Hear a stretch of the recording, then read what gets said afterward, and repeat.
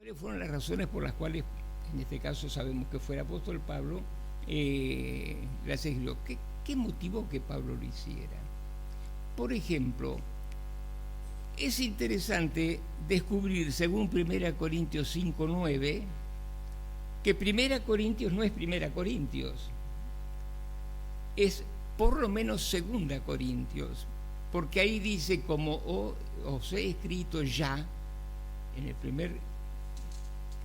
primera carta, capítulo 5, versículo 9, dice, como ya os he escrito. Entonces, si él les había escrito, por lo menos, esta sería la segunda carta, ¿no? Y estas cosas, entonces, nos tienen que comenzar a ubicar en el contexto. También tenemos que conocer un poco dónde estaba Corinto. Y es muy interesante que Corinto fue una ciudad sumamente importante de Grecia, que estaba ustedes recuerdan el mapa que Grecia tiene un istmo que tiene 6 kilómetros de ancho y luego se achica para terminar. Ubican el texto, ¿no? Corinto fue una ciudad sumamente importante que fue destruida por el Imperio Romano más o menos en el año 146 a.C. y unos 100 años después fue reconstruida. La primer Corinto estaba en una situación muy importante, no solo geográficamente, sino también en una situación muy importante por lo que había llegado a ser en aquel momento una ciudad muy grande, una ciudad con mucho comercio, con manufactura, pero también era una iglesia, una ciudad muy inmoral. 100 años después se reconstruye.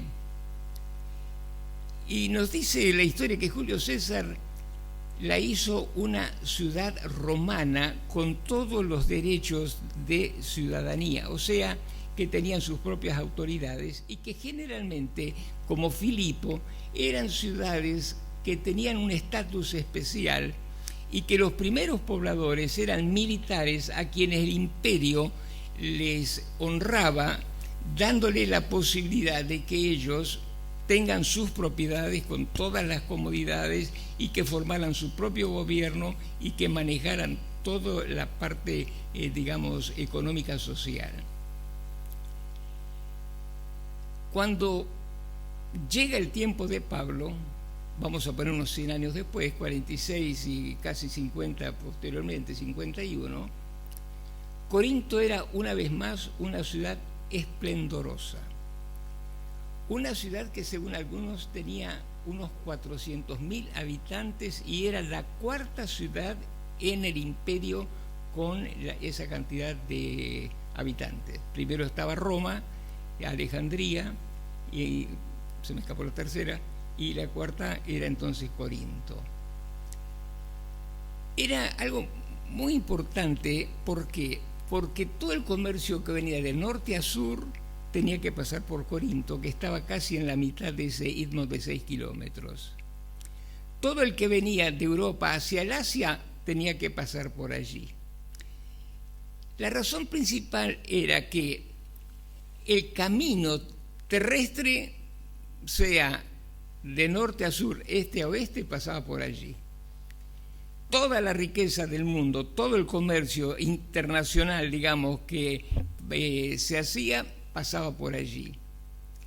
Pero por otro lado, también todo el comercio que pasaba por vía marítima, porque para ir del Asia, por ejemplo, a la zona de Italia, en Europa, tenían que venir por mar, pero la parte sur era una zona muy tormentosa y muy compleja, por lo cual era muy difícil navegar. Esto había generado un dicho: si vas a pasar por ese golfo, despedite de tu familia, porque generalmente los barcos zozobraban. ¿Qué hacían entonces los que traían mercadería en barcos? Llegaban hasta, si venían del Asia,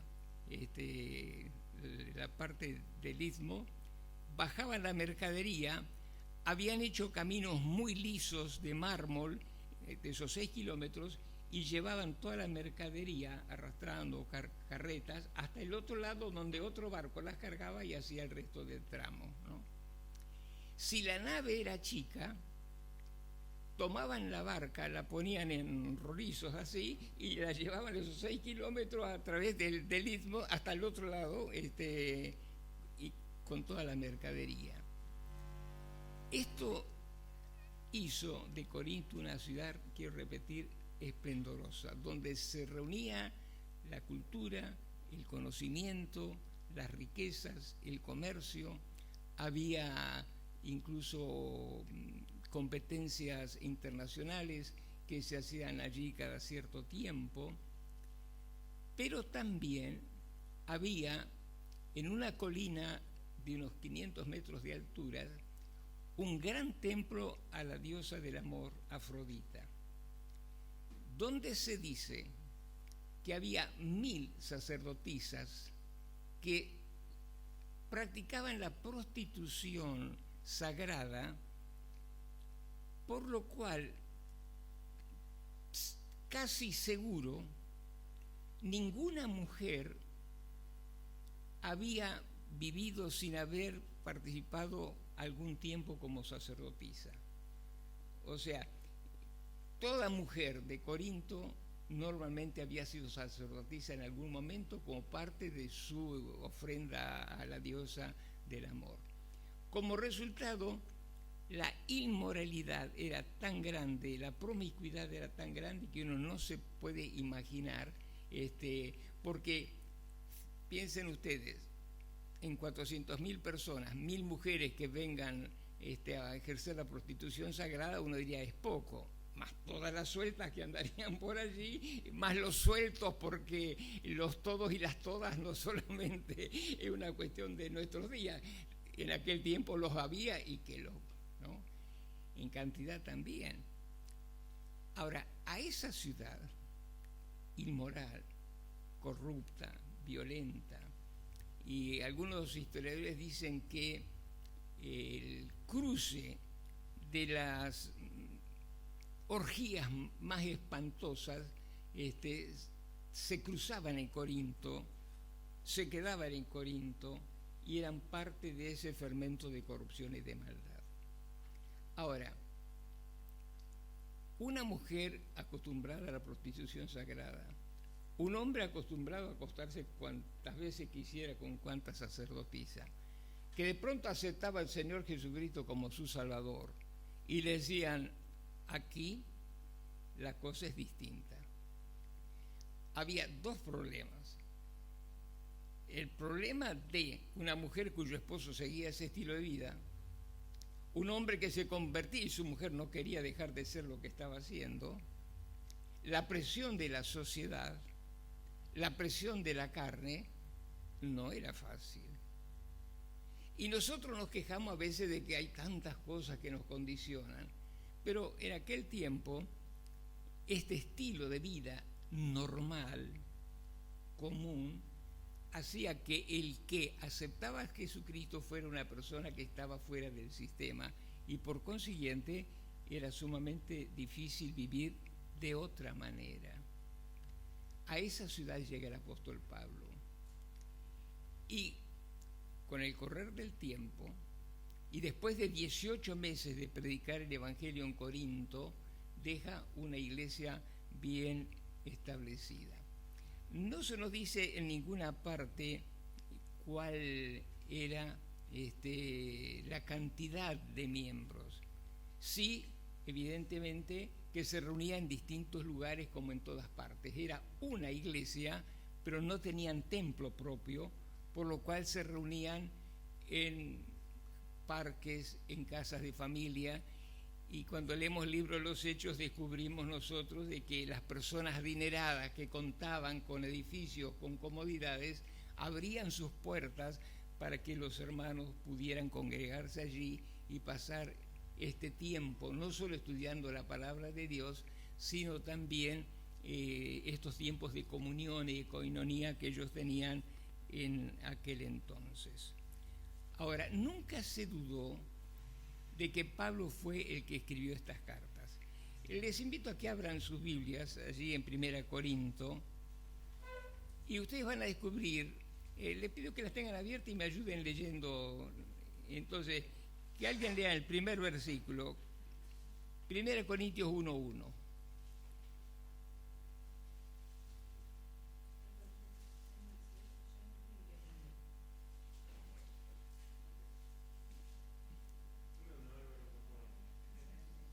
Muy bien, 1 Corintios 1. El que lo tenga, cualquiera, por favor, en voz alta. 1:1. Con la bendición de Dios, dice Pablo, llamado por la voluntad de Dios a ser apóstol de Cristo Jesús, y nuestro hermano Sóstenes. Sóstenes, a la iglesia de Dios que está en Corintio, a los que han sido santificados en Cristo Jesús y llamados a ser su santo pueblo, junto con todos los que en todas partes invocan el nombre de nuestro Señor Jesucristo, Señor de ellos y de nosotros. Muchas gracias. Hasta allí nomás, por favor. Y en 2 Corintios, también el versículo 1. 2 Corintios 1:1 y 2, por favor.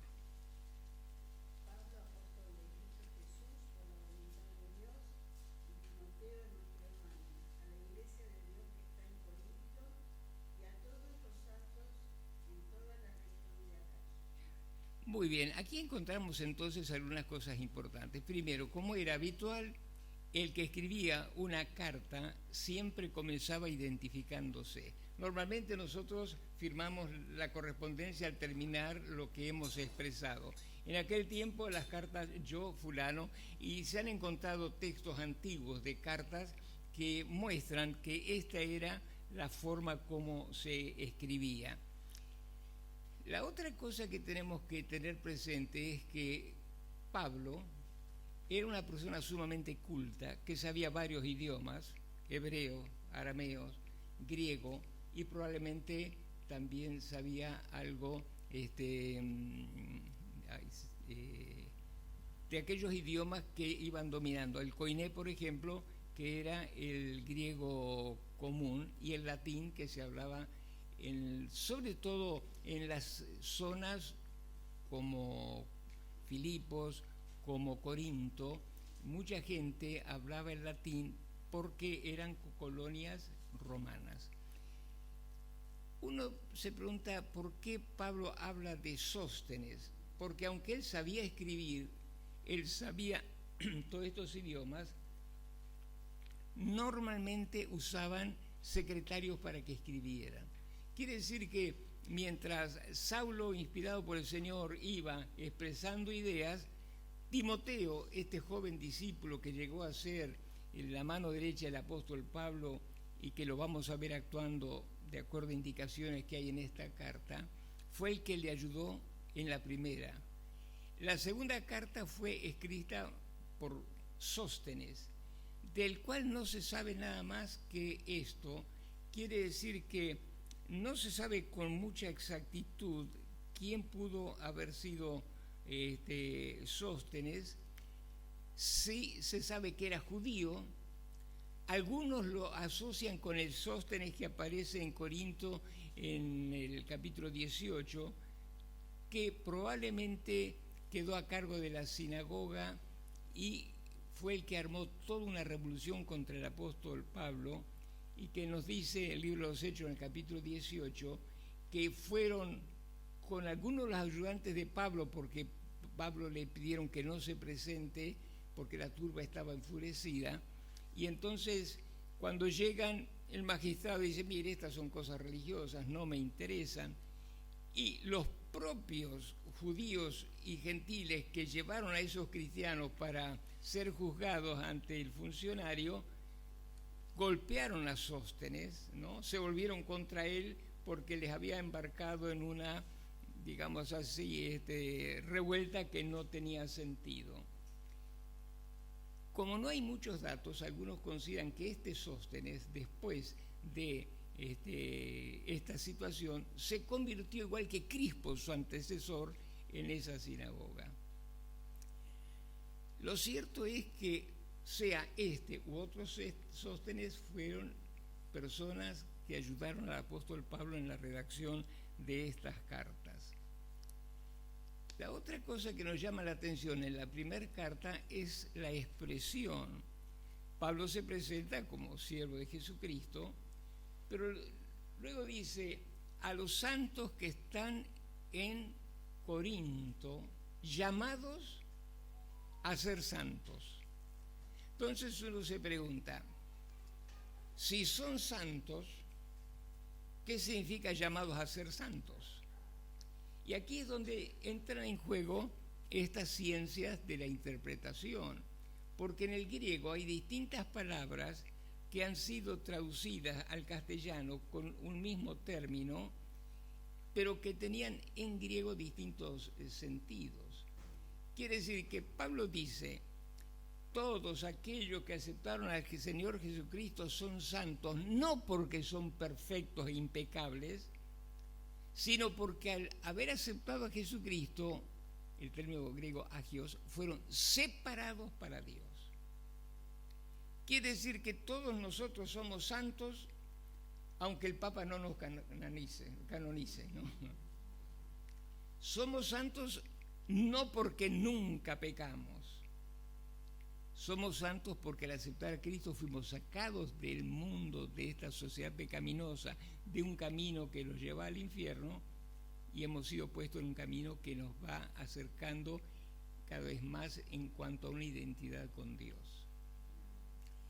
Pero cuando dice llamados a ser santos, está diciendo: ustedes que fueron separados, no es para que se queden en ese estado moral y espiritual y de comprensión espiritual. Son llamados para que lleguen a ser, para que vayan perfeccionándose hasta que cada día sean más parecidos al Señor Jesús. Entonces, la primera parte podemos decir: gracias Señor, soy un santo. Pero los que me conocen podrán decir que yo soy santo. Bueno, este es el gran desafío. Pero es interesante lo que rescata un escritor. Luego él dice: en Cristo Jesús, Señor. Cristo es el Señor de nuestra vida, el Señor de la iglesia y el que pone las normas. Pero la otra cosa interesante es que se dirige no a la iglesia de Corinto, no dice a los santos que están en la iglesia de Corinto, dicen a los santos de la iglesia de Dios. Ahora, no la denominación mundial que hay, acá hay una iglesia de Dios, ¿no? En Argentina, con gente muy buena, sino lo que Pablo está diciendo, hermanos, porque uno de los problemas eran las divisiones y a quienes rendían lealtad a algunos de los miembros. Lo que Pablo diciendo, que la iglesia universal, no la que conocemos como una secta, la iglesia mundial, ¿no?, es de Dios. Nadie es dueño de la iglesia, nadie. Y este es otro de los problemas de aquel entonces y de nuestros días, ¿no? Hoy día hay muchos pastores que se han hecho dueños de congregaciones a las que con un pseudoevangelio han alcanzado multitudes, han robado miembros de otras iglesias, han hecho un imperio, y es la iglesia de... No, la iglesia es de Dios. Nosotros somos no la iglesia presbiteriana de Remedio Escalada, que está bien porque lo son como una identidad que se necesita incluso jurídicamente, sino que tenemos que entender que más allá de una denominación que es necesaria por cuestiones administrativas, comprendamos que la iglesia es de Dios. ¿Por qué? Porque yo soy de Dios, cada uno es de Dios. No existe iglesia sin personas, ¿no? Y las personas que llegan a ser miembros reales, efectivas, de acuerdo a los propósitos de Dios, son aquellos que han sido salvados y que realmente pertenecen a Dios, por lo cual son de Él. Estas cartas fueron escritas, la primera que tenemos en nuestros Nuevos Testamentos, en los años 55-56 de nuestra era. O sea, Pablo estuvo 18 meses en Corinto, fundó la iglesia, se fue y unos 3 años después surge una serie de problemas, sobre todo cuestionando su autoridad como apóstol, y el apóstol tiene que escribir esta carta, y veremos después mandar a Timoteo, mandar a Tito, volver él mismo, escribir la segunda carta que tenemos aquí, hasta que finalmente logra resolver las dificultades más grandes que tenía aquella congregación. Ahora bien, ¿cómo fue la fundación de la iglesia en Corinto? ¿Ustedes recuerdan la historia? ¿Hay alguien que se animaría a decir en 2 palabras, bueno, 2 palabras como una figura, en pocas palabras, cómo fue que esta iglesia nació en Corinto? ¿Recuerdan ustedes?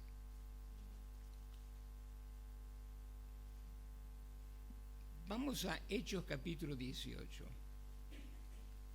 Hechos capítulo 18. Mientras buscan, les recuerdo que la salutación de Pablo termina con 2 palabras clásicas: gracia y paz. La gracia es ese don inmerecido, es esa cualidad de Dios que permite que su amor se derrame ofreciendo a los hombres sin costo el perdón, la vida eterna y la reconciliación. Gracia es todo don que Dios nos da sin que lo merezcamos. Y la paz es el resultado de la gracia, ¿no? Sobre todo, y a veces uno piensa que después de tantos años uno aprende ciertas cosas que le hubieran hecho tanto bien si las hubiera aprendido antes, como por ejemplo este tema de la gracia asociada con la providencia de Dios. El pensar que Dios ha preparado todas las cosas, aun aquellas que son difíciles, para nuestro propio bien. Y que a veces nos desesperamos por pequeñeces sin pensar que la gracia de Dios nos muestra con claridad su disposición a ayudarnos, al punto de que nunca Dios nos va a dar algo más difícil de lo que nosotros podamos sobrellevar, ¿no? Pero sobrellevaremos las dificultades de la vida y disfrutaremos de la provisión de lo que Dios ya ha preparado para ayudarnos a enfrentar esas dificultades si nosotros somos consecuentes y si somos fieles, ¿no? Qué valioso es pensar que en su inmensa bondad Dios ha preparado soluciones extraordinarias. Hay cosas que suceden que uno nunca jamás se hubiera imaginado que les pasaría. Personalmente he tenido experiencias muy dramáticas en la vida donde no había ninguna salida, ninguna manera, y de pronto del lugar de la persona menos esperada llegó la respuesta en el momento exacto. Y la otra cosa importante es entender que la gracia, la misericordia de Dios no son cosas mágicas, ¿no? Y este es uno de los grandes peligros que iremos estudiando en su momento, porque hoy mucho de lo que se enseña en algunas iglesias evangélicas tiene que ver con el pensamiento mágico y no con el poder que Dios tiene para hacer cosas sobrenaturales para glorificar su nombre. Por eso es que la gracia de Dios, la misericordia de Dios y el poder de Dios muchas veces tiene que ver con capacitarnos para enfrentar el dolor y las pérdidas sin que esas experiencias nos destruyan, ¿no? Algunos dicen, hoy Dios no me escuchó. Sí le escuchó, pero se murió mi mamá, se murió mi hijo, pasó esto, perdí el trabajo. pero la gracia de Dios se manifiesta en que Dios le concede en ese momento una paz, una quietud, una certeza de que la respuesta llegará en su momento, no en lo que yo quería, sino que Dios esperaba, que yo madure, que yo crezca, que sea una mejor persona, que sea más sensible, que tenga más capacidad para ayudar. Yo decía a Daniel y a Susana mientras veníamos que probablemente en este momento haya fallecido la esposa de un pastor, no sé si tendría 40 años, dejando un nenito de 10 años con un cáncer fulminante, muy, muy doloroso, ¿no? Y uno puede decir, pero tanto hemos orado, tanto hemos pedido. Sin embargo, Dios tiene un propósito, Dios tiene un plan. Yo sé y les agradezco que ustedes oraron mucho por mi situación de salud cuando fui operado de la aorta, ¿no? Fui para estar 5, a lo sumo 6 días en la clínica y estuve 21 días o 22 casi, de los cuales gran parte estuve en estado de coma y en algunos momentos más allá que más acá, ¿no? Sin embargo, entre las muchas cosas que yo me di cuenta y que yo doy gracias a Dios, es que cuando yo fui a mi casa, la herida estaba cicatrizada, que cuando yo llegué a mi casa podía moverme, podía levantarme con los cuidados debidos, ¿no? Que si yo hubiera salido a los 5 días, hubiera sido muy complejo con semejante tajo poder hacer la vida que uno debe hacer postoperatorio, ¿no? Entonces, hay muchas cosas que nos pasan, que nos duelen, pero mis hermanos, no es porque Dios no nos escucha, no es porque Dios no nos extiende su mano, no es porque Dios no tiene gracia, sino porque Dios tiene un propósito de hacernos mejores. Muy bien, estamos ya entonces en Hechos 18. ¿Qué nos dice Hechos 18?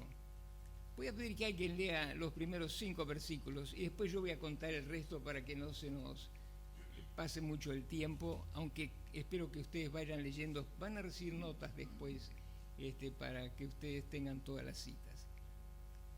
Muy bien, Hechos 18. Después de esto, Pablo se marchó de Atenas y se fue a Corinto. Allí se encontró con un judío llamado Aquila, natural de Ponto, y con su esposa Priscila. Hacía poco que habían llegado de Italia, porque Claudio había mandado que todos los judíos fueran expulsados de Roma.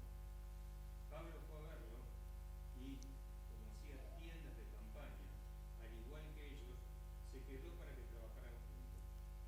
Todos los sábados discutía en la sinagoga, tratando de persuadir a los judíos y a los griegos. Cuando Silas y Timoteo llegaron de Macedonia, Pablo se dedicó exclusivamente a la predicación, testificándoles a los judíos que Jesús era el Mesías. Muchas gracias, hermano. Después vamos a mirar la actitud de Pablo cuando llegó a Corinto. Pero ahora, si miramos un poquito el fin del capítulo 17, descubrimos que el apóstol Pablo había estado en Atenas, que recorriendo la ciudad vio con dolor e indignación que había dioses, ídolos de todos los colores, al punto que encontró uno que tenía una inscripción muy llamativa. ¿Recuerdan cuál era la inscripción? Al Dios no conocido, ¿no? Hicimos estatua a todo el mundo por las dudas que alguno se nos quede y nos quiera hacer algún maleficio. Si se aparece ese Dios desconocido, un momentito, ahí tenés tu lugarcito, ¿no? Entonces el apóstol Pablo comenzó a dar testimonio y los filósofos le dijeron, ¿y este charlatán qué viene a decirnos? Porque especialmente en Atenas estaban siempre dispuestos a escuchar alguna filosofía nueva, algún nuevo concepto, alguna idea, y entonces tenían su propio anfiteatro donde daban discursos y donde hacían grandes debates acerca de sus ideas acerca del universo, de los dioses y de distintas cosas que hacían a la vida, a la existencia humana. Y el apóstol Pablo da uno de los discursos más magistrales.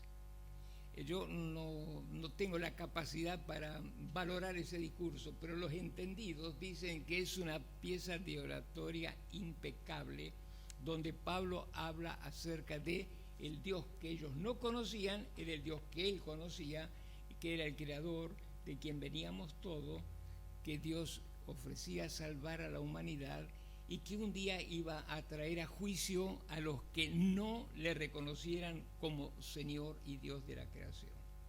Cuando ellos escucharon del juicio, dijeron, otro día te escuchamos, se fueron. Solamente un puñadito de personas aceptó sus palabras, una mujer Dámaris y algunos pocos más.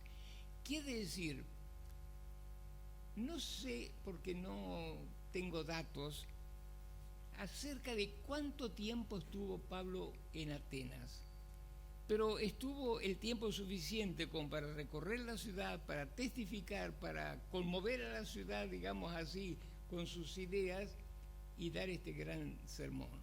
Pero no dejó establecida ninguna iglesia. Después de lo que algunos podríamos llamar el fracaso de Pablo para fundar una iglesia en la capital, en Atenas, llega a Corinto. Ahora, esto es muy importante. ¿Cómo llegó el apóstol a Corinto? Después vamos a ampliar algunos conceptos. No llegó después de una gran campaña en la que decían, va a venir el gran apóstol Pablo, aquel perseguidor que se convirtió. Simplemente él vino como un artesano, como un judío común y corriente, aunque era un rabí, un maestro, un señor de la palabra, por lo cual él, llegando a Corinto, va a la sinagoga y se encuentra con un matrimonio que es un matrimonio admirable, Aquila y Priscila. Eran judíos, habían sido expulsados de Roma, eran también fabricantes de tiendas, y allí se conocen con Pablo, se asocian, trabajan juntos y comienzan a testificar juntos también. Y pocos días después o pocas semanas después llega Silas, que era el compañero que reemplazó a Bernabé en el equipo misionero que estaba recorriendo Asia y que luego llegaron a Europa. Y también llega Timoteo, el joven discípulo que le dio tantas satisfacciones al apóstol Pablo. Y allí entonces comienzan ellos a predicar la palabra de Dios. Y la iglesia comienza a crecer y a multiplicarse. Ahora bien, ¿qué motivó que esta iglesia que comenzó con conversiones importantes, que tuvieron sus experiencias dolorosas, qué pasó que motivó una carta que no tenemos, aunque algunos escritores creen que es parte de la segunda carta, que en algunos de los capítulos allí pertenece a la carta perdida? No hay esa certidumbre, pero lo cierto es que una serie de situaciones, especialmente divisiones, críticas a Pablo, inmoralidades y demás, habían sacudido a la congregación y la estaban desestabilizando. Esto hace entonces que Pablo resuelva escribir esta carta. Y yo voy a pedir que por favor alguien me lea 1 Corintios capítulo 10 al 17. O quizá, primero vamos a leer del 4 al 9, por favor. 4 al 9, así. 1, 4 al 9. Porque quiero que vean la descripción que Pablo hace de la iglesia. Y detrás de esta extraordinaria descripción está toda la problemática que recién le mencioné. Siempre doy gracias a Dios por ustedes, pues Él, en Cristo Jesús, les ha dado su gracia. Unidos a Cristo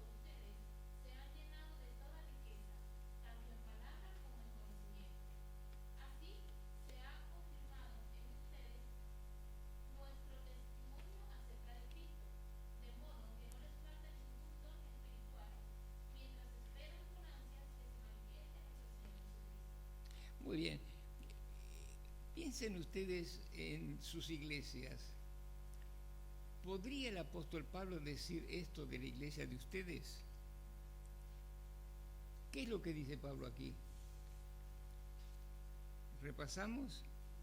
Unidos a Cristo, Ustedes se han llenado de toda la riqueza, tanto en palabra como en conocimiento. Quiere decir que era una iglesia enriquecida en el conocimiento de las Escrituras. Recordemos que no estaba el Nuevo Testamento, conocían el Antiguo Testamento, aquellas profecías relacionadas con Jesús, y conocían también el testimonio del Evangelio que Pablo había dado y que luego mencionaremos más profundamente. Luego dice que era una iglesia que tenía todos los dones del Espíritu Santo, ¿no? Era una iglesia carismática.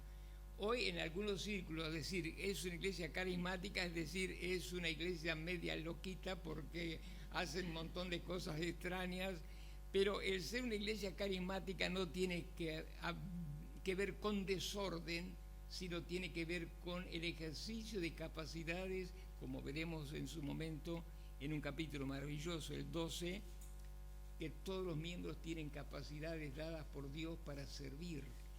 Y esta iglesia tenía todas esas capacidades como para desarrollar un ministerio integral. Y la otra cosa importante que dice es que estaban esperando al Señor. Fíjense que a veces uno hace algunas preguntas medio capciosas, pero que son preguntas de análisis, ¿no?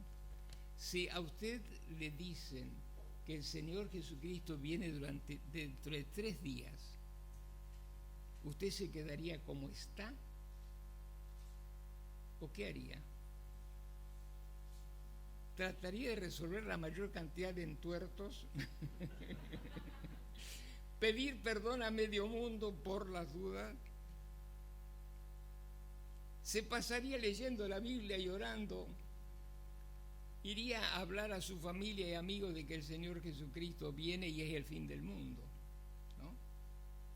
Ahora, esta iglesia tenía todo eso: buena doctrina, dones, ministerio, esperaban al Señor y eran un desastre. Y esto nos tiene que hacer pensar, porque más o menos somos así, ¿o no? Esto tiene que llevarnos a pensar, porque alguien dice, no, el Señor Jesucristo todavía no va a venir, pero puede irse usted.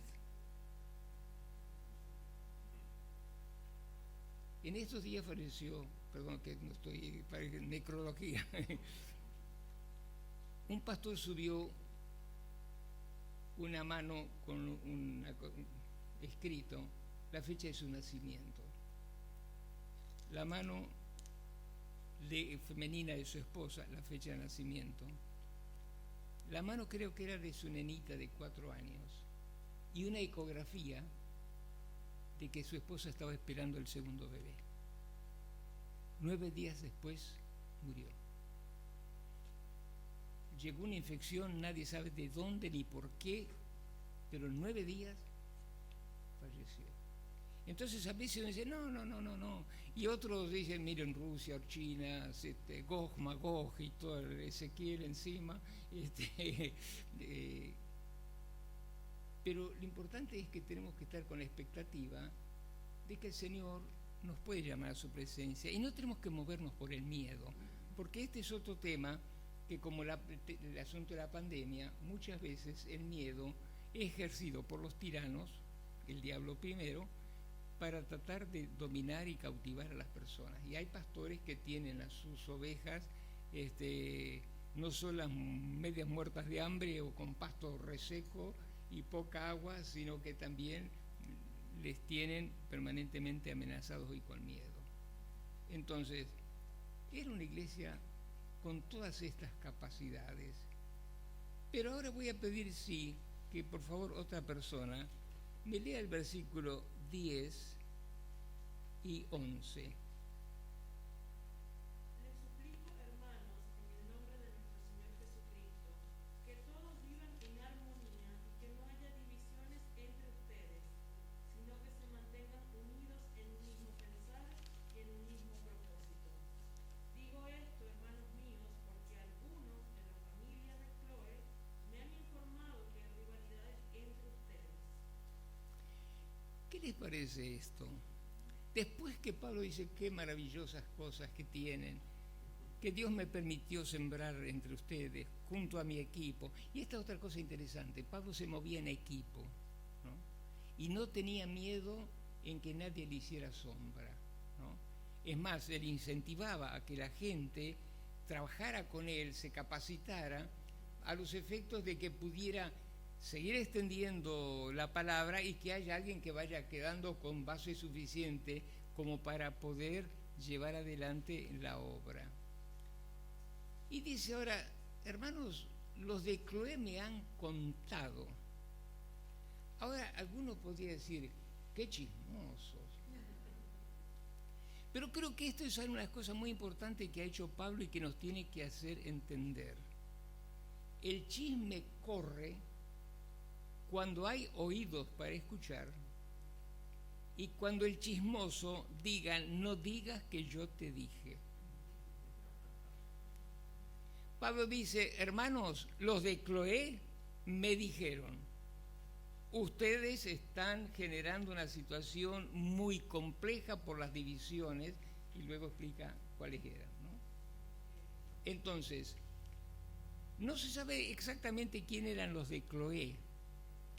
Algunos consideran que eran, o que era una familia o una dama muy rica que siendo de Corinto había viajado a Éfeso, donde ahora estaba el apóstol, que tenía allí industria, textil, o vaya a saber qué, y que había mandado a sus siervos, porque los de Cloé es una terminología igual que la casa del César, la casa de Lidia, significa todos los que están en ese círculo, que son los amos, los hijos de los amos, los padres, los tíos, los primos, todos los sirvientes, ¿no? Entonces, los de Cloé no necesariamente significa que era alguien que pertenecía a la familia, al tronco de la familia Cloé, sino que podían haber sido sirvientes,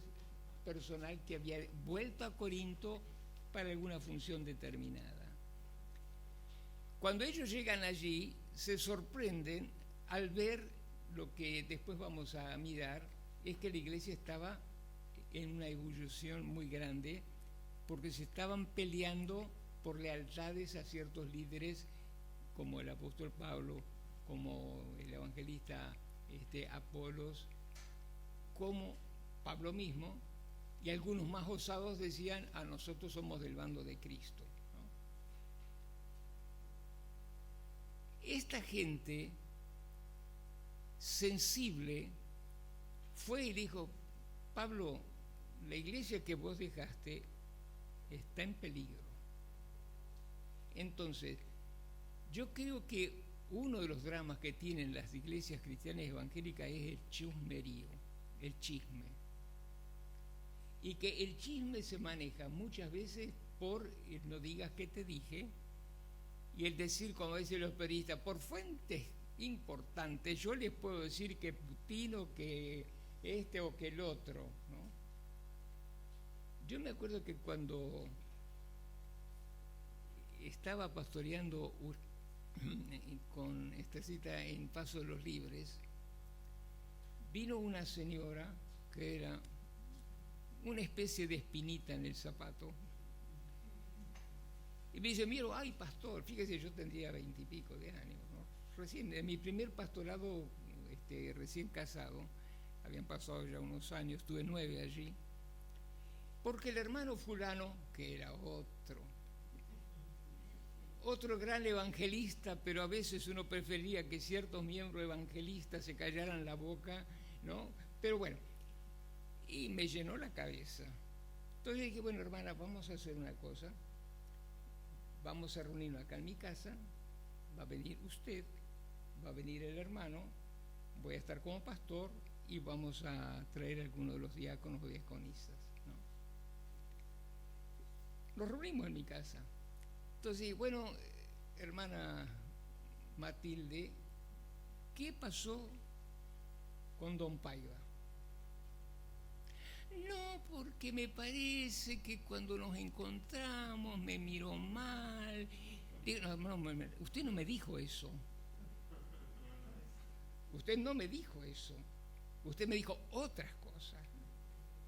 Bueno, el tema es que si nosotros no confrontamos con valor, nunca vamos a parar el chisme ni las dificultades interpersonales. Tenemos que comprender que todos somos distintos y todos nos creemos ser los mejores. En general es así, ¿no? Pero tenemos que admitir que somos distintos. Y también tenemos que admitir que con el correr del tiempo nosotros mismos vamos cambiando para bien o para mal, ¿no? Hay algunos no solo que tienen una romántica cabellera, sino que tenían un carácter determinado, pero después por el reuma, por los dolores, por problemas emocionales, han generado conductas y problemas interpersonales dentro de la familia o del círculo cercano o la iglesia. Tenemos que admitir que cambiamos nosotros, cambian los otros, y que yo tengo que aceptar al otro como es, pero no tolerar su pecado, no tolerar sus inconductas y tratar de ayudarlo para que la corrija. Y si no, como veremos después, tenemos que tener el valor de dar las disciplinas correspondientes conforme a lo que la palabra de Dios enseña. Entonces, cuán importante es que esta carta fue escrita entonces en primera instancia en respuesta a los comentarios que le hicieron los de Cloé, que tuvieron el valor de jugarse y decir: Pablo, esto está sucediendo. Y en segundo lugar, nos dice el pasaje más adelante, que un grupo de hermanos lo habían visitado, de líderes. Algunos consideran que esos hermanos habían sido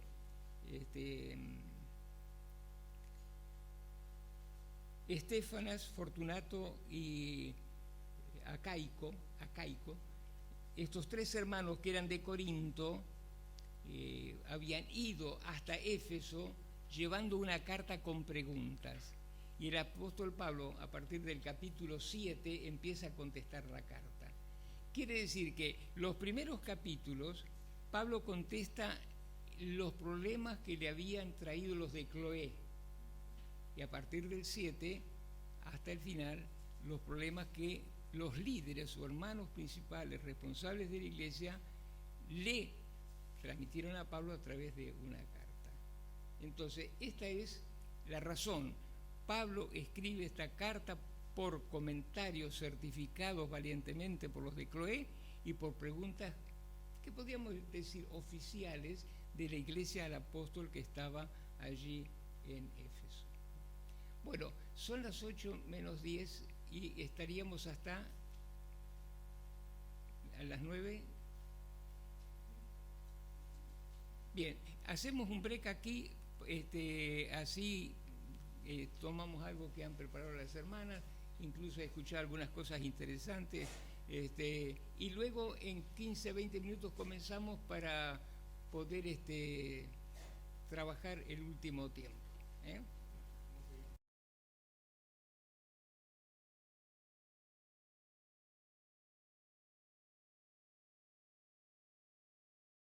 suspenso por un tiempito el exponer nuestras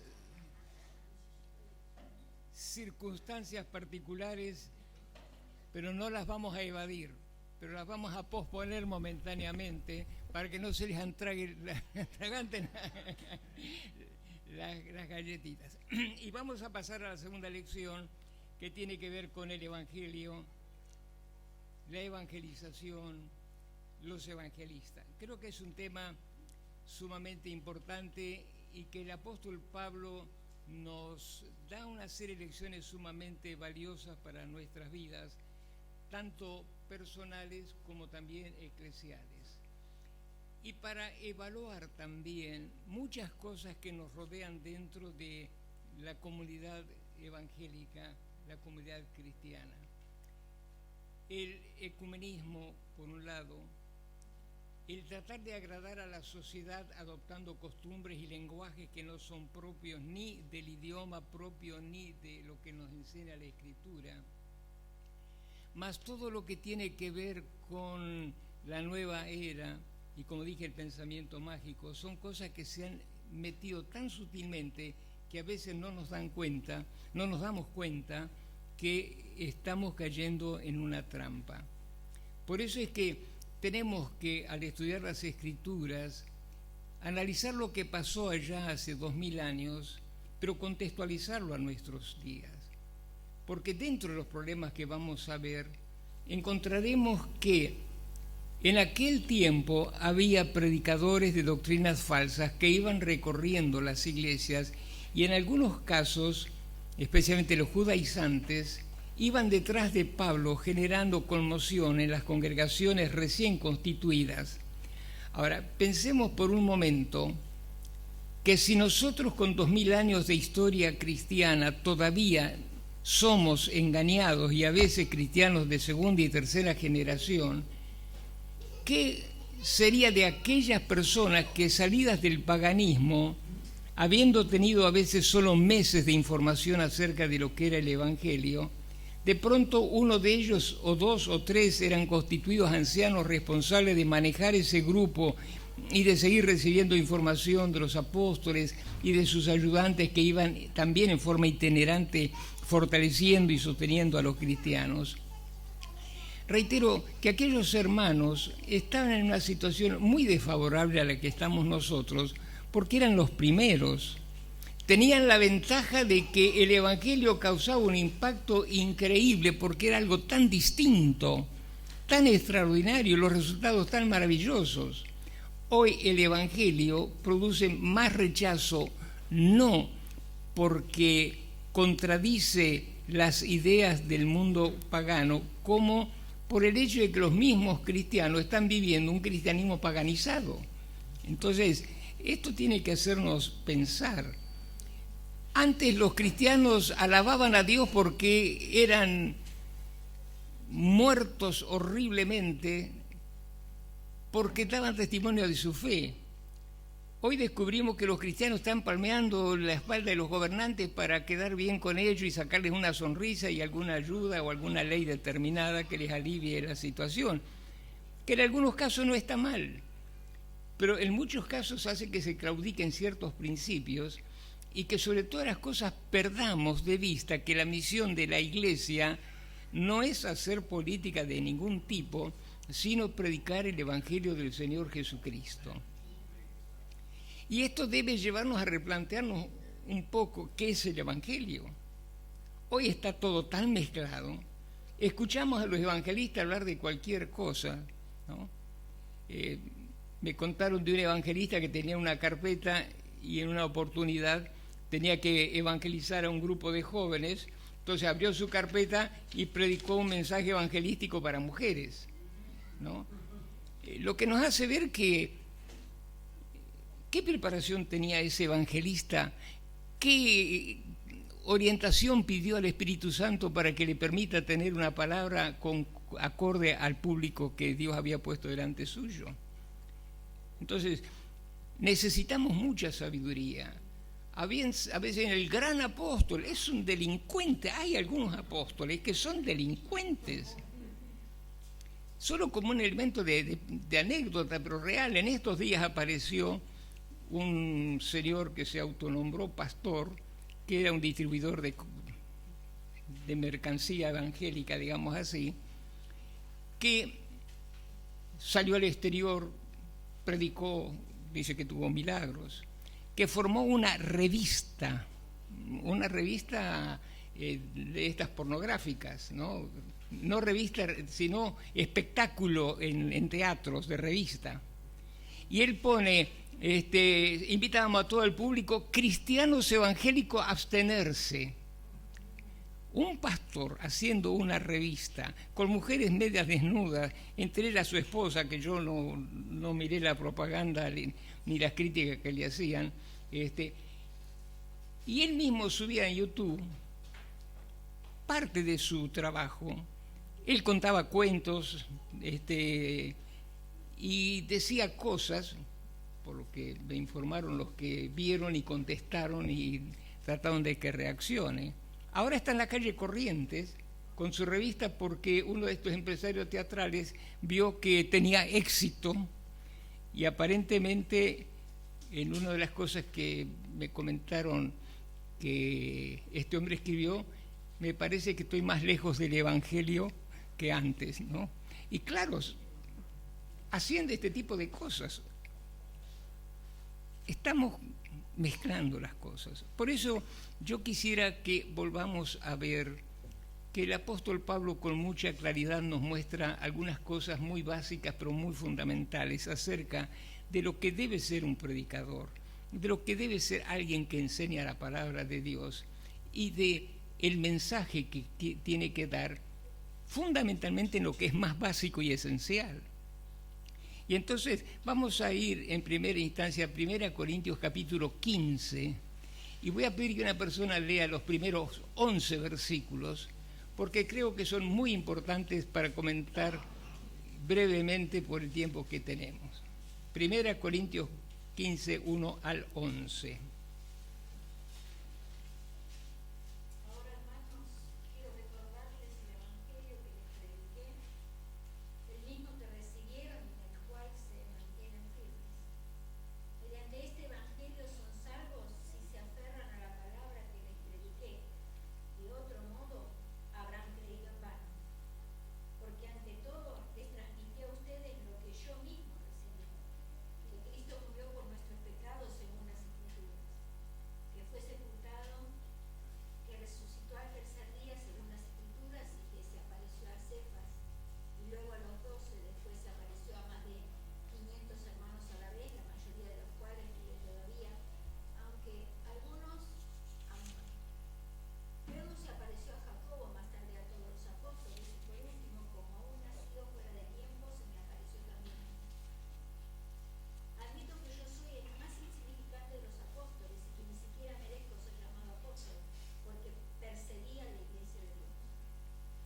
Pero por la gracia de Dios soy lo que soy, y la gracia que Él me concedió no fue infructuosa. Al contrario, he trabajado con más tesón que todos ellos, aunque no yo, sino la gracia de Dios está conmigo. En fin, ya sea que se trate de mí o de ellos, esto es lo que predicamos, y esto es lo que ustedes han creído.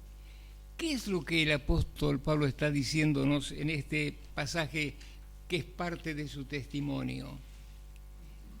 Palabras que repite cuando habla de la cena del Señor, porque yo recibí del Señor lo que también os he enseñado.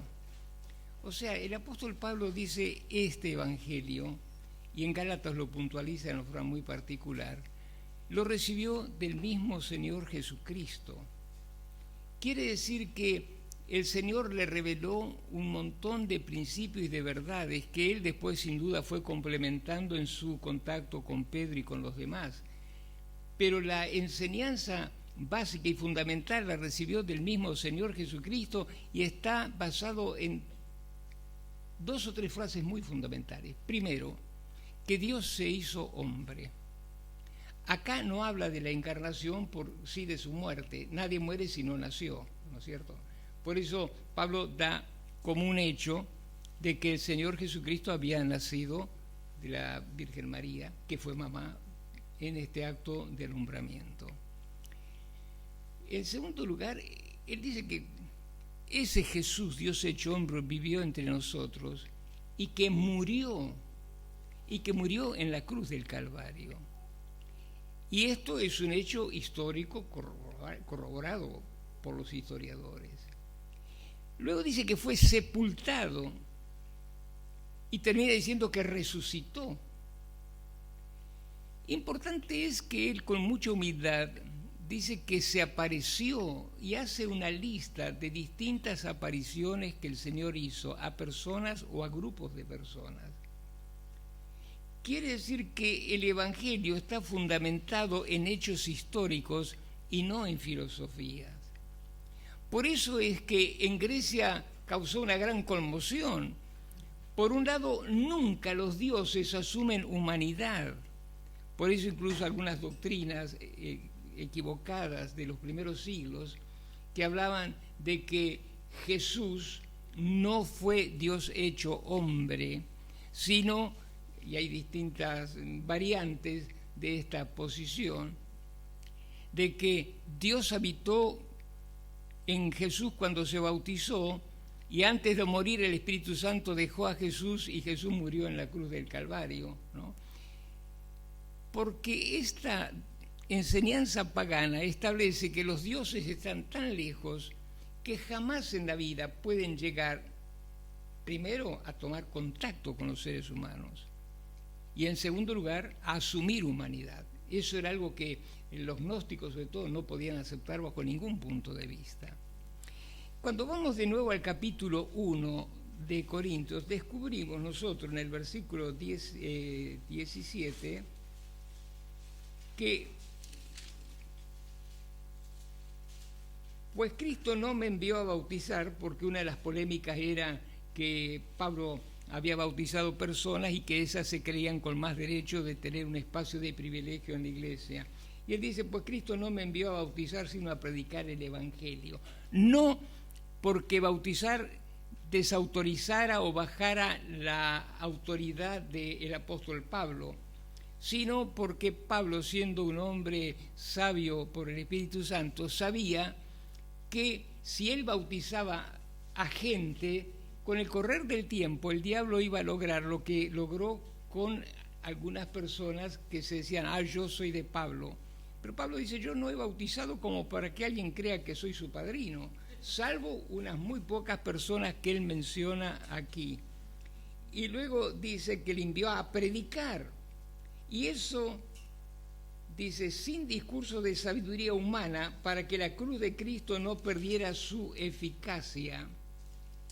¿Me explico? El mensaje de Cristo o el mensaje de la cruz es una locura para los que se pierden. En cambio, para los que se salvan, es decir, para nosotros, este mensaje que es poder de Dios. Y luego, más adelante, el apóstol Pablo dice que la reacción de los judíos y de los griegos o gentiles fue dispar, pero fue una respuesta negativa. ¿Por qué? Porque, después ustedes pueden leer todo el pasaje, porque los judíos jamás podían concebir que ese joven llamado Jesús, que murió en una cruz como un delincuente, pudiera haber sido el Mesías que esperaron por siglos y que tenía en David la figura de un rey todopoderoso a quien Dios amaba y a quien Dios le daba victoria donde iba. Los judíos no podían aceptar que el Mesías muriera como un delincuente. En Gálatas dice, ¿por qué? Porque maldito es todo aquel que muere en un madero. Quiere decir que los judíos quedaban desconcertados al pensar que su Mesías, primero, había sido un joven, en segundo lugar, había sido alguien que confrontó el poder político, económico, religioso de aquel tiempo, como eran los sumos sacerdotes, la casta de los saduceos y parte de los fariseos. Y ellos decían, no puede ser. A ver, denos alguna evidencia. Cuando leemos el Evangelio de Juan, nosotros descubrimos que los judíos, en más de una oportunidad, le dijeron a Jesús, danos señal de que eres el Mesías. Y él en una oportunidad dijo, bueno, destruiré este templo, cuando echó a los cambistas del templo, destruiré este templo y en 3 días lo reconstruiré. Y él dice, está loco este muchacho. Si duró 46 años la refacción y perfeccionamiento del templo, ¿cómo lo va a hacer en 3 días? Pero Juan aclara, pero Jesús hablaba de su cuerpo y de su resurrección. Y como yo mencioné hace un momento, los griegos decían, es imposible que una deidad se haga hombre y que ese hombre, Dios, muera. Imposible. Los judíos pedían señales, los filósofos, los griegos, pedían razonamientos filosóficos que los convencieran. Pablo, ¿qué dice? Yo no me presto al juego. Yo predico lo que Dios me dio a predicar. Y lo que Dios me dio para predicar es lo que les digo. que la humanidad está perdida, que la humanidad se va degenerando, que la humanidad que no se arrepiente individualmente y acepta a Jesucristo como el Mesías, será condenado. Este era su mensaje. Pero hoy parece mentira, no escuchamos mucho del pecado, no escuchamos mucho del juicio, no escuchamos del infierno, no escuchamos que no podemos mimetizarnos con esta sociedad corrupta y aceptar la homosexualidad, la agenda lesbiánica, gay. No podemos aceptar la educación sexual en los niños desde el jardín de infantes. No podemos aceptar la ideología de género bajo ningún punto de vista, porque Dios solo creó hombres y mujeres, punto. Y como escribió alguien, si un transexual, hombre, devenido en mujer, operado, cambiado su fisonomía, muere, cuando encuentren sus restos 20 o 30 años después y le hacen una prueba de ADN, ¿qué va a demostrar esa prueba? ¿Que era mujer o que era hombre? Hombre. Entonces todo esto es una trampa diabólica y hay iglesias evangélicas que están, tradicionales algunas, enseñando de que tenemos que aceptar la diversidad de géneros. Hay cosas absurdas que no tenemos tiempo de hablar y que ustedes las conocen, pero tenemos que predicar la verdad.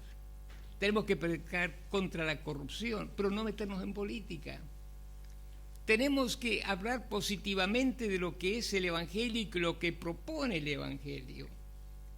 No tenemos que estar en contra de, tenemos que estar a favor de la verdad de Dios. Si ustedes me preguntan a mí, Rogelio, ¿usted cree en la homosexualidad? Sí. ¿Cree en la diversidad de género? Sí, pero no estoy de acuerdo porque la Biblia no lo enseña. Lo creo porque es una realidad. O sea, yo tengo que aceptar realidades, pero no tengo que acompañar, tengo que decir, eso no es correcto porque Dios no lo aprueba, Dios no lo enseña. Hace muchos años que yo he dicho y vengo diciendo que la persecución de los verdaderos cristianos no va a ser tanto por su teología en el aspecto de la Trinidad, la deidad de Jesucristo, sino por sus convicciones éticas y morales relacionados con todas estas perversiones que se están instalando cada vez con más fuerza en nuestros gobiernos y en nuestra sociedad también. Pero no solo Pablo nos muestra que él predicaba a Jesucristo, sino que el Evangelio es poder de Dios para salvar, para cambiar, para renovar vidas. A una persona perdida en el alcohol que se convirtió al Señor y dejó de beber y su vida cambió, sus ex compañeros se burlaban y le decían, escúchame, vos sos una persona inteligente, ¿vos creés que ese Jesús hizo agua en vino? Él dice, bien, yo la verdad eso no sé si hizo agua en vino, pero yo sé que la cerveza Dios la transformó en muebles, en confort y en una vida más cómoda en mi hogar. A veces es importante que no perdamos el tiempo en discusiones que no son fundamentales, pero que nos apoyemos en la verdad. Y la otra cosa muy importante que tenemos que tener en cuenta y que predicamos muy poco es el tema de la resurrección. 1 Corintios 15, los versículos que siguen a lo que leyó recién nuestro hermano, nosotros vemos algo. El Señor Jesús resucitó y apareció. Apareció incluso a personas que dudaban de que Él había resucitado, como Tomás. Algunos dicen, no, pero esas eran como apariciones, como suceden en sesiones de medium, de espiritistas, donde de pronto se ve una nebulosa y una voz que habla, y que uno dice, ay, me habló mi mamá, me habló tal. Al pleno día, junto a un lago, a una persona, a 2 personas, y en su ascensión había más de 500 personas, dice Pablo. Y la otra cosa que tenemos que tener muy en claro es que si el Señor Jesucristo no resucitó, nosotros somos los más tontos que podemos imaginar. Porque el Evangelio se fundamenta en la muerte, sí. En la sepultura de Jesús, sí. Pero la clave, ¿dónde está? La resurrección. Pablo dice, si Cristo no resucitó, vana es nuestra fe. Todavía vivimos en nuestros antiguos pecados y hemos vivido creyendo una mentira. Pero Jesús resucitó. Jesús ascendió. Y Jesús envió al Espíritu Santo, la tercera persona de la Trinidad, que está en y con nosotros para siempre. Por eso es muy importante que comprendamos que la presencia del Espíritu Santo en nuestra vida, habilitándonos para entrar en esa dimensión de comprensión de la verdad de Dios, es un elemento fundamental del Evangelio. El Señor Jesús resucitó y produce cambio en la vida de las personas que le aceptan. Cuando Pablo escribe a los hermanos en Galacia, él les dice, los de Judea no me conocían, pero daban gloria a Dios porque escuchaban que el que los había perseguido antes, ahora está predicando el Evangelio. Y por otro lado, la resurrección de Jesucristo lo hace nuestro contemporáneo. El Jesús histórico es del pasado, pero el Jesús resucitado lo hace contemporáneo por la presencia del poder del Espíritu Santo de Dios. Por eso es muy necesario que comprendamos algunas cosas más. Por un lado, nadie puede ser salvo e ir al cielo a menos que el Espíritu Santo toque su corazón cuando busca la verdad de Dios y se arrepiente de sus pecados. Por eso otra trampa que existe en nuestras iglesias es el decir, hermano, levante la mano si quiere aceptar a Jesús. Levanta la mano. Repite la oración del pecador. Ya es salvo. Dios lo perdonó. Dios lo bendiga. Buena suerte. ¿Esa persona es salva? Sí o no, dependiendo lo que realmente pasó en su vida. Un pastor que fue profesor mío hace muchos años fue a predicar a un lugar, era una persona que hablaba muy bien, y en una campaña muchas personas levantaron la mano, le hicieron la confesión, la oración, le hicieron la tarjetita, y cuando lo fueron a visitar le dice, ¿usted fulano tal? Sí. Ah, mucho gusto, mire, yo vengo de la campaña donde predicó tal persona, usted levantó la mano, pasó al frente y venimos a visitarlo porque queremos ayudarle a crecer en su vida espiritual. Dice, no, un momentito, yo soy ateo, yo no creo en Dios. ¿Pero y por qué levantó la mano? Me gustó lo que dijo el hombre,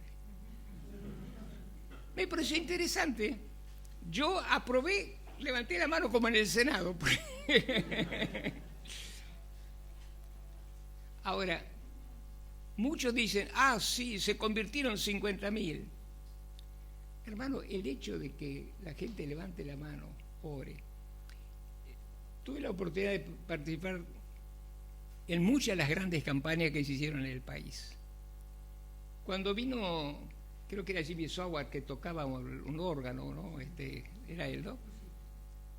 Había gente que pasaba y cuando uno le iba a entrevistar, ¿usted pasó para aceptar a Cristo? No, yo vine para ver los equipos de sonido, para ver el órgano de más cerca. Entonces, tenemos que tener la sabiduría de saber que lo que lleva a la vida eterna a las personas es el poder del Espíritu Santo que usa el testimonio de una persona, cualquiera sea su nivel de capacitación, pero que predica el verdadero y sencillo Evangelio de Jesucristo. Por eso también tenemos que valorar la actitud de Pablo. En el capítulo 2, él dice, cuando fui a vosotros, Y podemos nosotros leer lo que el apóstol Pablo dice allí, capítulo 2, versículos 1 al 4. Alguien que lo lea, por favor. Pone al 5, 1 al 5. Sí, 2, 1 al 5. Yo mismo, hermanos, cuando fui a anunciarles el testimonio de Dios, no lo hice con gran elocuencia y sabiduría. Me propuse más bien, estando entre ustedes, no saber de cosa alguna, excepto de Jesucristo y de este crucificado. Es más, me presenté ante ustedes con tanta debilidad que temblaba de miedo. No les hablé ni les prediqué con palabras sabias y elocuentes, sino con demostración del poder del Espíritu, para que la fe de ustedes no dependiera de la sabiduría humana, sino del poder de Dios. Ahora, fíjense,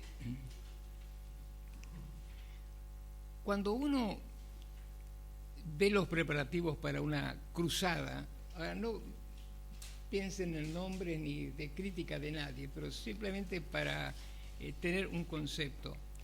Nosotros nos damos cuenta que la idea es que a mayor marketing, a mayor propaganda, a mayor fama, mayor posibilidades de recursos.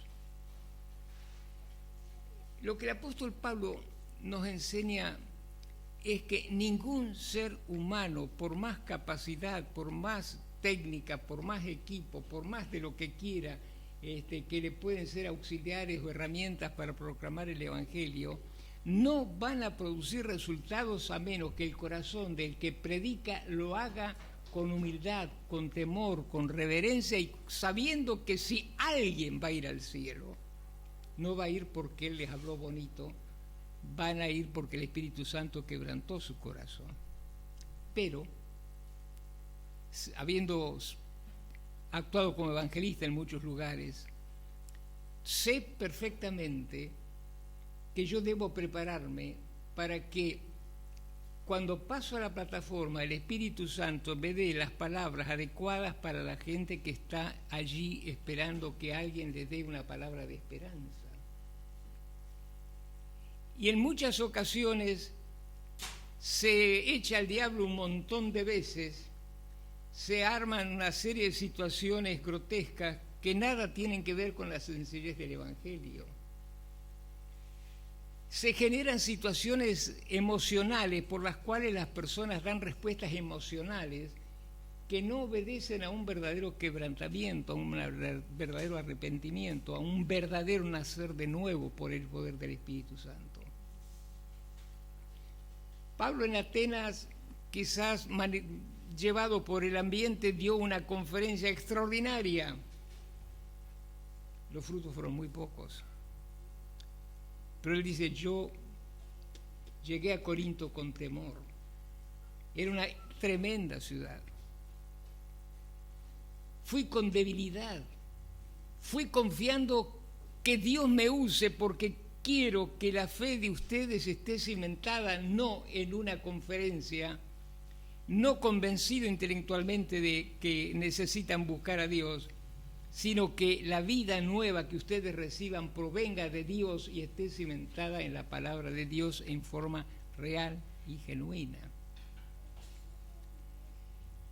Y creo, mis hermanos, y personalmente tengo esta gran inquietud de que el Señor me dé la sabiduría para poder orientar algunos aspectos de la iglesia actual donde hay tanto pecado, tanta desobediencia, menos aquí, por supuesto, ¿no?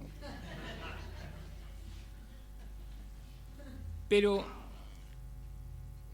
¿cuánta necesidad tenemos de que el Señor Jesús nos dé una nueva visión de lo que es predicar el Evangelio? Asistí a unas reuniones, escuché al pastor, habló de Ezequiel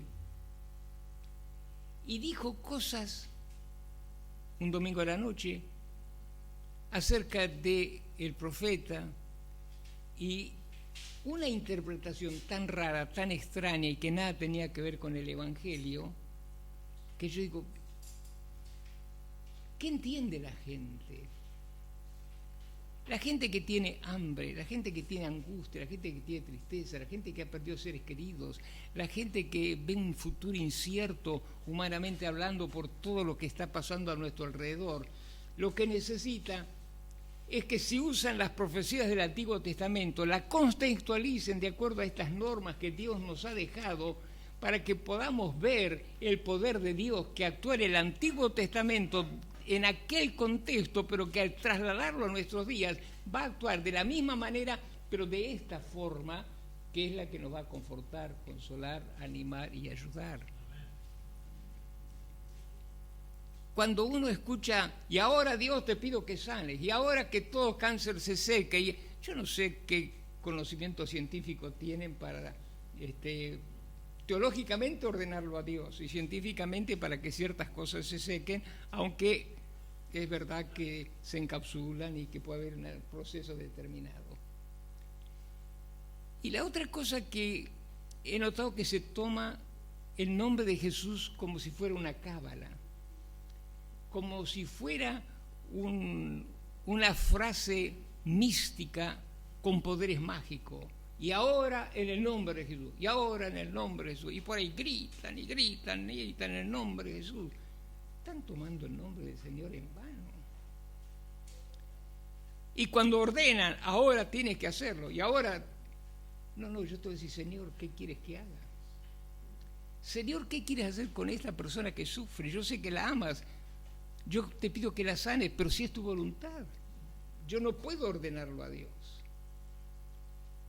Y en la medida que entendamos que el Evangelio es una sujeción plena y total al amor y la misericordia de Dios, en la medida que pidamos que Dios nos ayude a ser mejores para honrar su nombre, en esa medida nosotros vamos a darnos cuenta que el Evangelio realmente es poder de Dios para los que creen.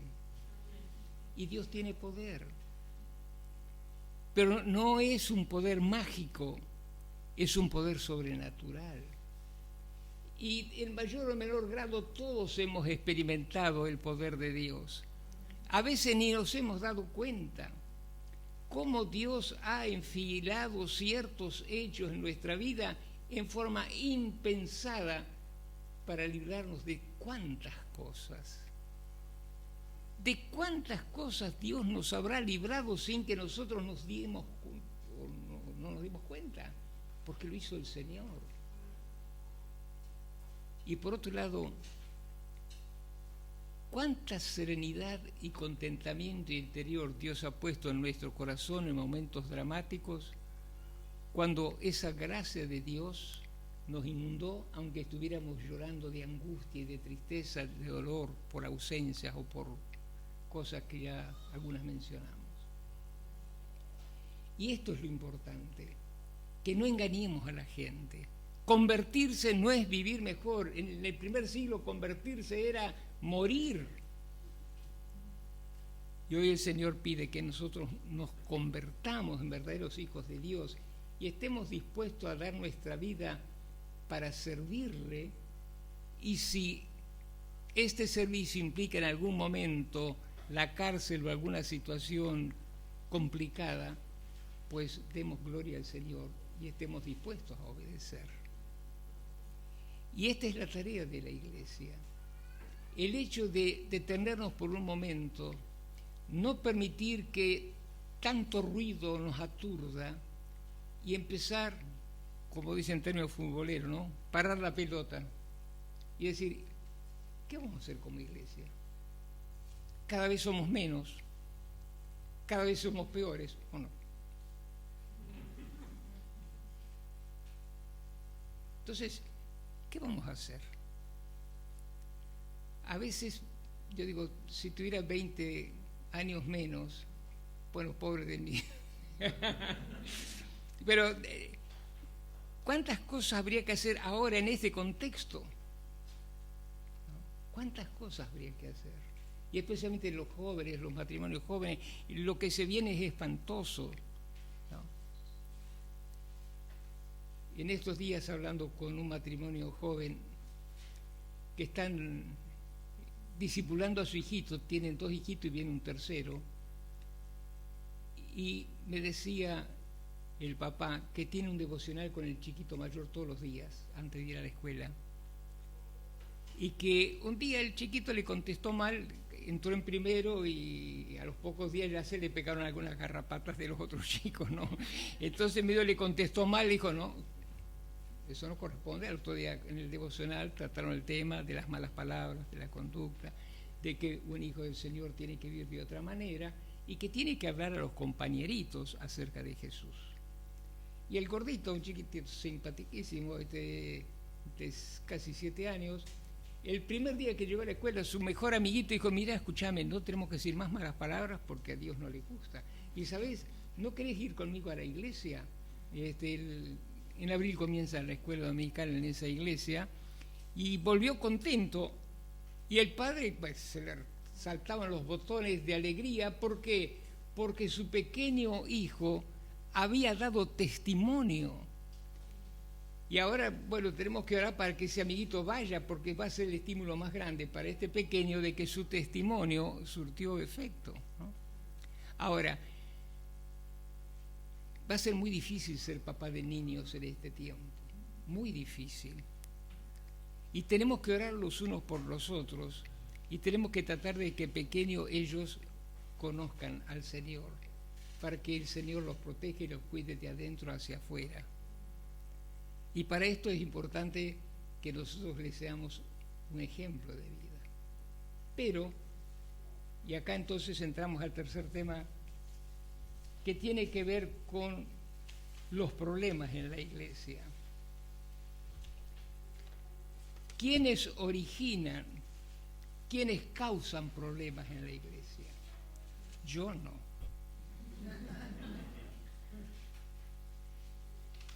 Pero rápidamente 3 o 4 problemas. ¿Cuáles son los problemas más comunes que están afectando hoy a nuestras iglesias? En el caso de Pablo había divisiones y una serie de problemas que vamos a analizar uno por uno. Pero, ¿cuál sería alguno de los problemas que ustedes ven que está afectando a la iglesia? Yo considero que la falta de teología profunda, creo que, o sea, esas cosas como que mencionaba, ¿no? De ordenar a Dios, de dar a la enfermedad, o sea, se van compartiendo cosas que no son. Pasa que te la dijeron hace 50 años, lo que hace ni siquiera hay un basamento bíblico y lo seguimos repitiendo y eso crea confusión. Muy bien.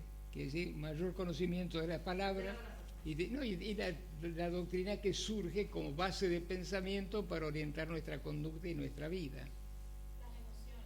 Las emociones. Quiere decir que ahora, no el mal carácter, sino emociones como depresión, como angustia, inseguridad. O la forma emocional de asumir Inmadurez. un reto. Sí, puede ser inmadurez emocional Emocional. o espiritual. O O espiritual. O bueno, lo veo como inmadurez emocional a la hora de asumir algún reto o alguna circunstancia en la vida, o tanto socialmente como individualmente dentro de la iglesia. O relacionalmente. Hay muchos problemas interpersonales que a veces tienen que ver con nuestra sensibilidad y con nuestra reacción frente a lo que nos dicen o lo que hacemos, ¿no? Muy bien, ¿alguien más? Perdón, sí. Algo que veo y que a veces a mí también me pasa, que es decir lo que hay que hacer, pero para que lo hagan. Pero no involucrarse. La crítica. O sea, habría que... Pero bueno, háganlo. Perfecto. Enunciar pero no hacer. Exactamente. Y en estos tiempos, esto creo que es bastante reciente, después de la pandemia, parece que hay hay menos asistencia a los cultos y a las reuniones. Sí, esto es... Sí. Lo que está ocurriendo eso. Sí, esto es una cosa que está pasando en muchas iglesias, que las personas, por ejemplo, me decía un pastor que una gran parte de su liderazgo, le dijo, mire pastor, yo estoy muy cómodo en mi casa viendo el culto, así que conmigo no cuente más, Y entonces se quedó sin músicos casi, se quedó sin algunos maestros. ¿Por qué? Porque aún gente que tenía responsabilidades con el grupo, se sintió tan cómodo en su casa que prefieren quedarse a volver al ruedo, ¿no? Para trabajar y para luchar. Pero lo que me extraña es que tan necesario que es congregarse, que tan necesario que es congregarse, que no siempre la necesidad de compartir con los hermanos, aunque sea, si no puedo ir entre la semana por las obligaciones, porque tengo que hacer, llegar el domingo, el sábado, no sea, y Sí. Me parece que es muy importante lo que dice hermano, y esto también tiene que replantear algunas cosas, porque es verdad que a veces el problema tiene que ver con, por lo que yo he visto y escuchado, la comodidad de ver el culto en mi casa a través de las distintas plataformas. Pero por otro lado, creo que en la medida que se pueda producir un ambiente de amor, de contención y de ayuda, la gente va a querer venir, ¿no? Ahora, también hay miedo. Muchas de nuestras congregaciones tienen personas mayores y a veces los mayores quieren ir y los hijos dicen, no, mamá, papá, no. Pero no, tenés que cuidarte por toda esta situación. Pero en muchos casos son los jóvenes los que no quieren venir y tenemos que generar todo un espacio de seguridad, pero también de contención emocional y de enseñanza desafiante que lleve a decir, bueno, yo quiero seguir escuchando, ¿no? Hermano. Usted dijo recién, en la iglesia del primer siglo, convertirse era morir, estar dispuesto a morir, esa era la conversión del cristiano. Lo que me preocupa, no sé si es que creo que hay como un enfoque más humanista hoy, es decir, que se plantea que el cristiano debe alcanzar, como que Dios está dispuesto a que yo sea satisfecho en cuanto a mis emociones, yo estar feliz, estar alegre, alcanzar objetivos de satisfacción, de alegría, ¿no? Como que escucho varios mensajes de que tenés que alcanzar el propósito, tenés que llegar a esto, Dios está dispuesto, Dios va a hacer con vos esto, Dios está ahí. Y no nos prepara para soportar aflicciones o momentos difíciles, como que todo tiene que estar bien. Todo Sí. tiene que estar bien. Entonces, como que la mentalidad del cristiano tropieza cuando hay alguna dificultad, porque creo que es un enfoque muy humanista, que yo estoy bien. Como que reduce a Cristo a mi estatus, a mi estatura. Y a tu bienestar. A tu bienestar. Claro, sí, Jesús se hizo hombre y vino a servirnos. O sea, yo vine para servir, no ser servir a su ministerio. Pero eso no significa que yo lo reduzca a un compañero, a mi estatura, ¿no? Creo que es como un enfoque humanista. Todo tiene que estar bien, yo tengo que estar satisfecho con eso. Cuando en realidad el cristiano es llamado a confrontar a este siglo, a este sistema, ¿no es así? Entonces como que se conforma eso. Y es un estado de bienestar. No, yo tengo que estar bien como los demás tienen que estar bien. Y encima con el aliciente de que Dios está detrás mío, Dios me respalda. ¿No es así? Dios está hablando a mi favor. En Claro. ese sentido. Ahora, vos ves que esto es una media verdad, lo que a veces se enseña. Dios está detrás mío. Claro, yo veo eso como que se entra con una verdad para luego desvirtuarla con otro propósito. Exactamente, porque lo que vos decís tiene que ver con sobre todo el Evangelio de la Prosperidad, ¿no? Y como muchas otras trampas, el Evangelio de la Prosperidad es un negocio, donde generalmente lo que prosperan son los que predican eso, porque te exigen a dar y hacer cosas para ellos, pero no te dan herramientas para que vos puedas vivir dentro de tu propia realidad, ¿no?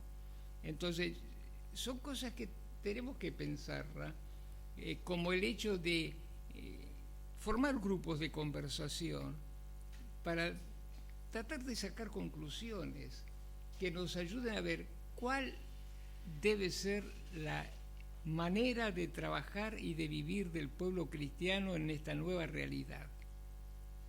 Ahora, no es fácil, y por otro lado tenemos que tratar de entender que Dios nos va a dar lo que sabe que necesitamos y que el Señor nos va a poner en el horno de fuego en más de una oportunidad, pero que nos va a sacar también de allí, ¿no? Entonces, tenemos que encontrar este equilibrio.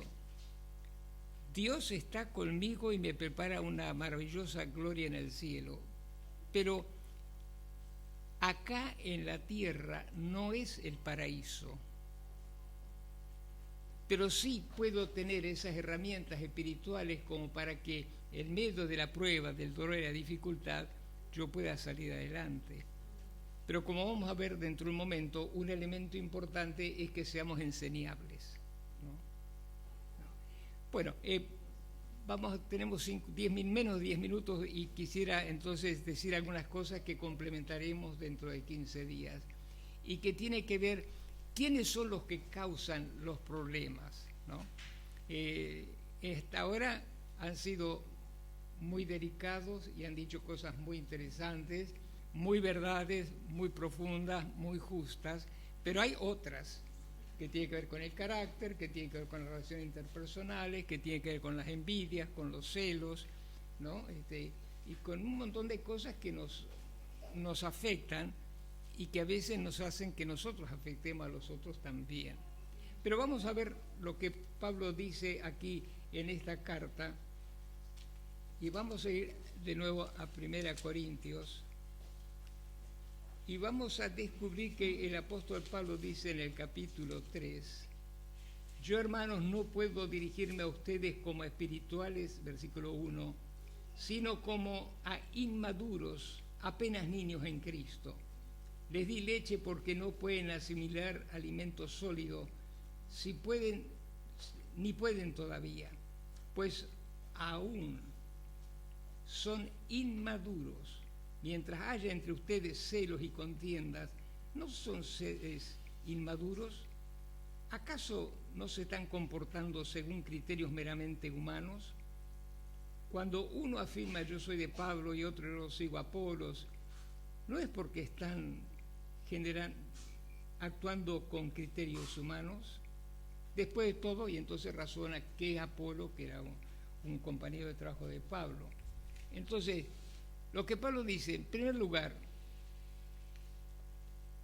en otra versión, la 60, habla de cristianos carnales, ¿no? Entonces, los problemas surgen en la iglesia generalmente por cristianos carnales. ¿Qué es un cristiano carnal? Es un cristiano que ha aceptado a Cristo, que tiene la vida eterna, pero no ha logrado resolver problemas de conductas ni de carácter, por lo cual es un permanente problema para los otros. Y generan divisiones y generan situaciones de conflicto. Entonces, en primer lugar, cristianos carnales. En las notas, ustedes después, por favor, ya que no tenemos tiempo, lean todas las citas en Gálatas y en Romanos, donde Pablo habla acerca de las obras de la carne, ¿no?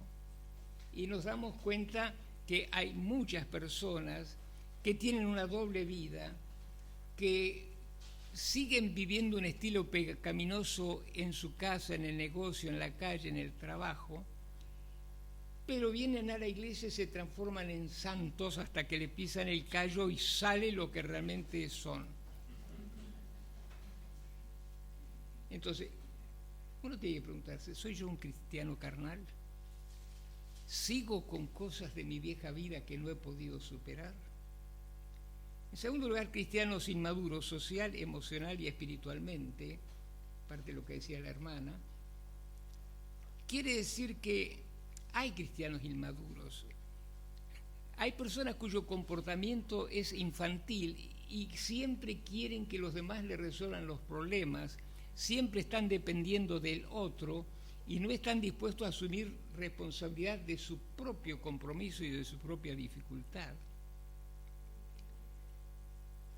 Un pastor psiquiatra, a quien escuché el domingo, decía que frente a ciertas situaciones tenemos que ser muy duros y enseñar tanto a nuestros hijos carnales como a nuestros hermanos en la fe, que tienen que hacerse cargo de sus problemas y que no pueden estar permanentemente dependiendo de un plan social, de una ayuda de la Iglesia, aunque es verdad, si entra en política, que hay situaciones cuando al no generarse fuentes de trabajo es imposible que algunos que quieren trabajar para recobrar un poco de dignidad puedan lograrlo.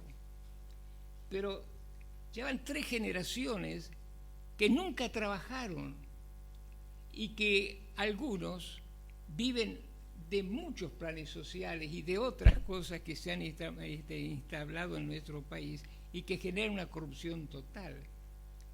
Pero esto que pasa en la política y que uno critica, a veces pasa también en la iglesia, de cristianos que siempre están esperando que la iglesia les resuelva los problemas. Tengo que comprar un remedio, ay, tengo un problema con esto. Es verdad, tenemos que ayudar a nuestro hermano que tiene una situación determinada, pero todo tiene que tener un límite. Tenemos que ayudar a entender a nuestro hermano que tiene que crecer, tiene que madurar. Cuando la problemática es emocional, tenemos que ver si dentro de la congregación hay personas competentes para aconsejar y orientar, o tratar de informarnos de cristianos que ayudan y colaboran o con instituciones cristianas. Ahora, es verdad, me decía un hermano, y el problema es que un profesional que yo conozco me cobra 5.000 pesos, me tiene 15 minutos, me receta remedio, si te he visto no me acuerdo, y es mi hermano en la fe y me cobra una fortuna. Bueno, yo creo también que si somos cristianos profesionales tenemos que vivir, pero no abusar como los otros, ¿no? Y en este caso es muy importante que Dios nos dé sabiduría para actuar. Hace no mucho me llamó un hermano y dice, pastor, me voy a suicidar. Incluso hizo un intento de suicidarse.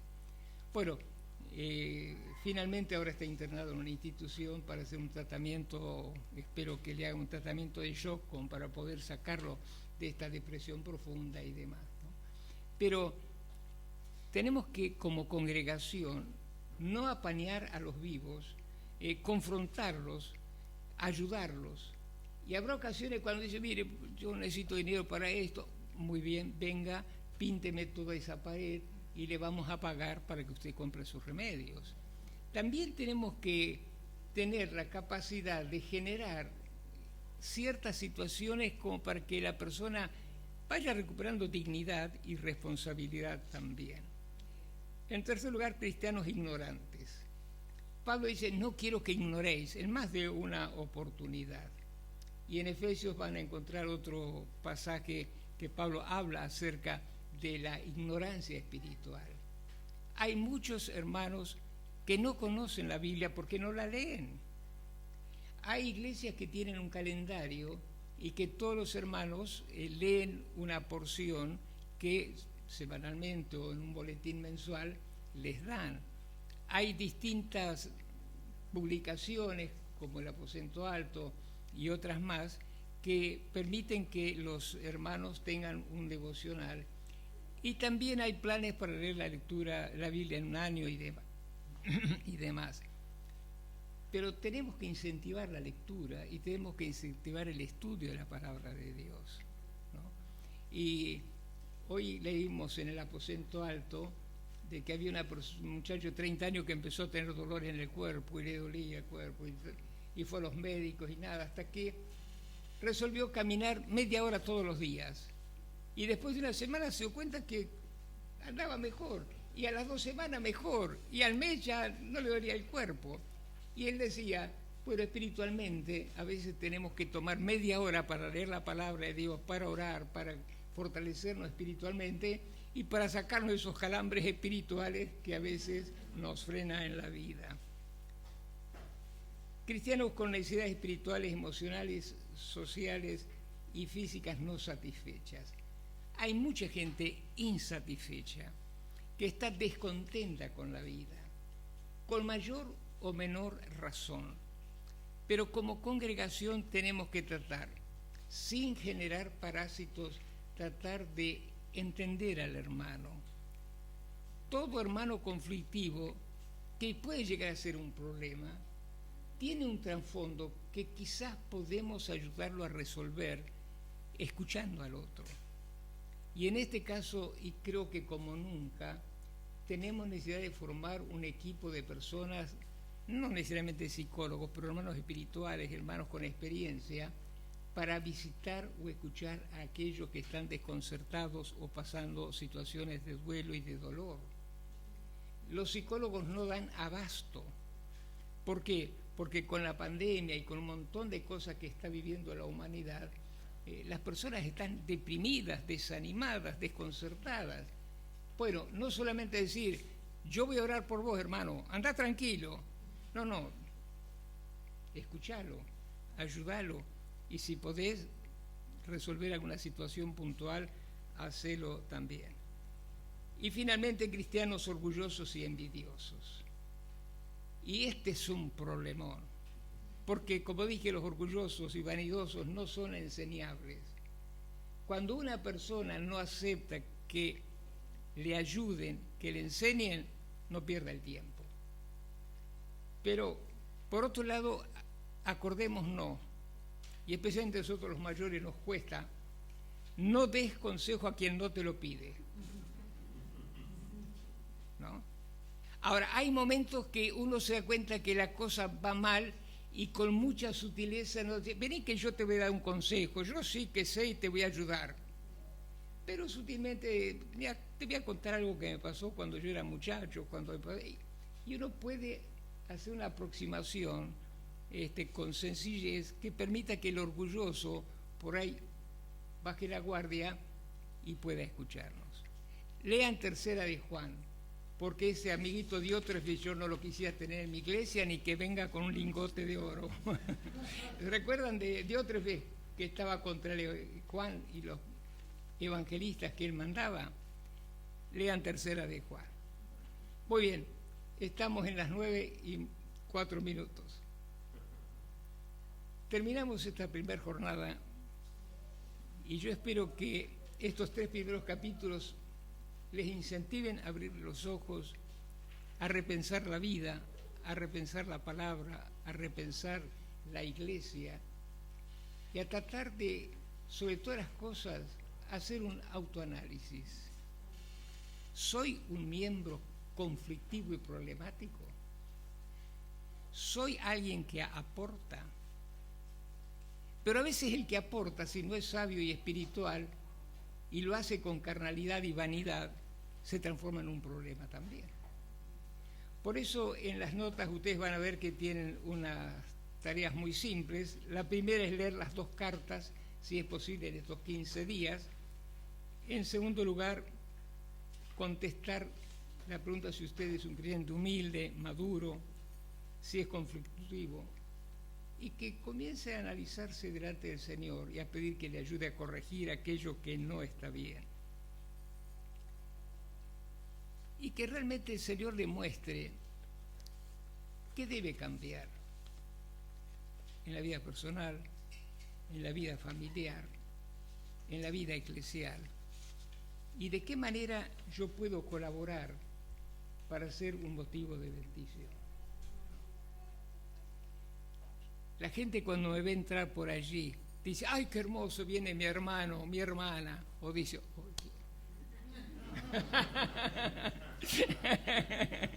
no, sobre todo pastor, ¿no es cierto? Usted